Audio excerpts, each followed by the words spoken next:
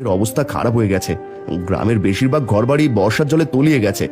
বাদ বাকি যে ঘরবাড়িগুলো আছে সেগুলো তলিয়ে যেতে আর বেশি সময় লাগবে না।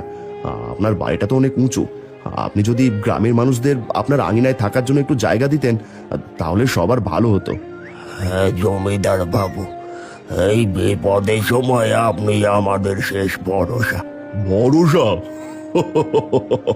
শোনো, তোমাদের সবাইকে যদি আমি আমার বাড়িতে থাকতে দিই তাহলে তোমরা কদিনের মধ্যেই আমার পুরো আঙিনা নোংরা করে ফেলবে।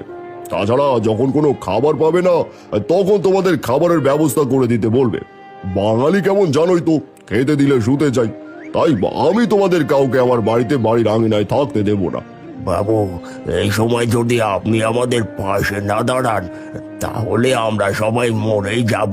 এই যে তুমি তোমার বাবাকে একটু বলো না গ্রামের মানুষদের একটু থাকার জায়গা দিতে।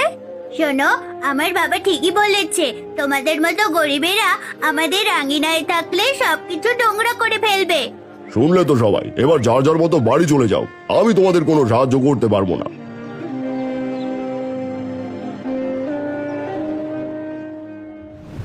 এখন কি করব? ঘর বাড়ি সব তলিয়ে গেছে। এই সামান্য কিছু খাবার আর গরু ছাগলগুলো একটা উঁচু জায়গায় রেখে এসেছি।